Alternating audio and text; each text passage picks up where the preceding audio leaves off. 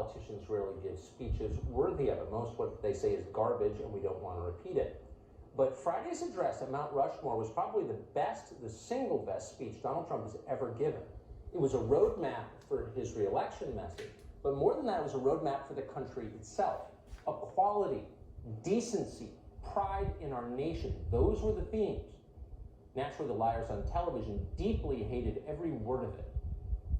There's really a myth of America, that this idea that America treated people well, that they treated men and women equally, that we founded this country just by our own wits, that is actually a lie. Much of American political propaganda over the course of our history has tried to completely erase, ignore, lie about the ugly parts of our history. Mount Rushmore isn't exactly the innocent ode to our founding fathers as described in our textbooks, and it's high time we disrupt that false narrative that far too many people believe. Here we are, celebrating the birth of a nation, independence for white men, at a site described by one Native American activist as, quote, a symbol of white supremacy.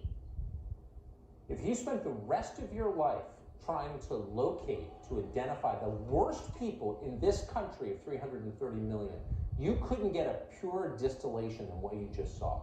These people are liars. They're the same people who spent the last month telling you that the riots you saw live on television were actually peaceful protests against racism. That was a lie. They knew it was a lie when they said it, but they said it anyway in order to undermine a country that they hate. Yes, hate. America deserves to be in flames. That is their view. And this weekend, they said it essentially out loud. Mount Rushmore, they told us, must go. It is illegitimate, just like the nation it celebrates. President Trump will be at Mount Rushmore, where he'll be standing in front of a monument of two slave owners and on land wrestled away from Native Americans. With these founding fathers, with these monuments that we don't want to forget, what do we do with them? Maybe they don't stand in the town square, but should they stand anywhere? Should we demolish them? It's been polluted. It's been desecrated by putting these slave-owning, racist, horrible, horrible white men in 60-foot statues on this wall. When you look at this place, this land, the Black Hills, the history is a dark one. But it's not just the land that has been stolen in a place like Mount Rushmore and the Black Hills. It's the theft of history, the theft of the narrative. It's worth reminding folks that the man who carved the monument behind me had deep ties to the KKK. The mother of all photo ops, Mount Rushmore. And we know why this president just can't resist going there. So Mount Rushmore is now a symbol of evil, just like your nation. Where's this all going? As writer Matt Taibbi put it, quote, CNN even put independence in quotes when describing the holiday. This will end with Wolf Blitzer dressed in a dashiki pulling the switch to dynamite the Statue of Liberty, end quote. Pretty funny, but suddenly it's getting easier to imagine that happening. On the morning of July 4th, the Washington Post summarized the president's speech, the one clips of which we just played, this way, quote, President Trump's unyielding push to preserve Confederate symbols and the legacy of white domination, crystallized by his harsh denunciation of the racial justice movement Friday night at Mount Rushmore, has unnerved Republicans who have long enabled him. For real. That was not an opinion piece, by the way, on the op-ed page. It was a news story written by two Washington Post reporters. They described the president's defense of equality under the law as, quote, Trump's push to amplify racism. Jeff Bezos' newspaper. Local politicians joined the chorus. The mayor of Nashville canceled the city's 4th of July fireworks, but allowed BLM protests to continue unimpeded. In Richmond, city officials ordered a construction site to remove an American flag. It was too provocative, they said. Meanwhile, the statue of mass murderer Vladimir Lenin stands totally unmolested in the city of Seattle tonight. Officials there see nothing provocative about it. So where's Joe Biden on all of this as the revolution continues apace? Biden's supposed to be a moderate, remember? That was his chief appeal. But there was nothing moderate about Biden's 4th of July statement. Instead, it was a full-throated attack on the United States. Our country was founded on an idea. We hold these truths to be self-evident, that all men are created equal. We've never lived up to it. Jefferson himself didn't. He held slaves. Women were excluded.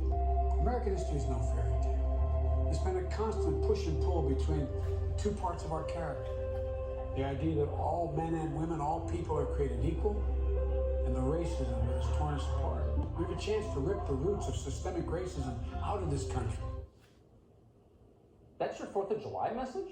Systemic racism? Something you can't even define, that has no real definition? Really?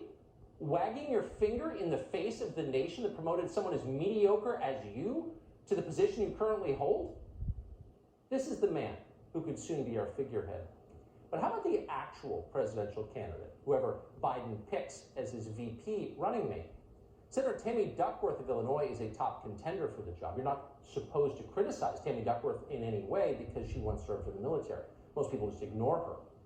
But when Duckworth does speak in public, you're reminded what a deeply silly and unimpressive person she is. Here's Tammy Duckworth from over the weekend telling us it's time to get rid of George Washington.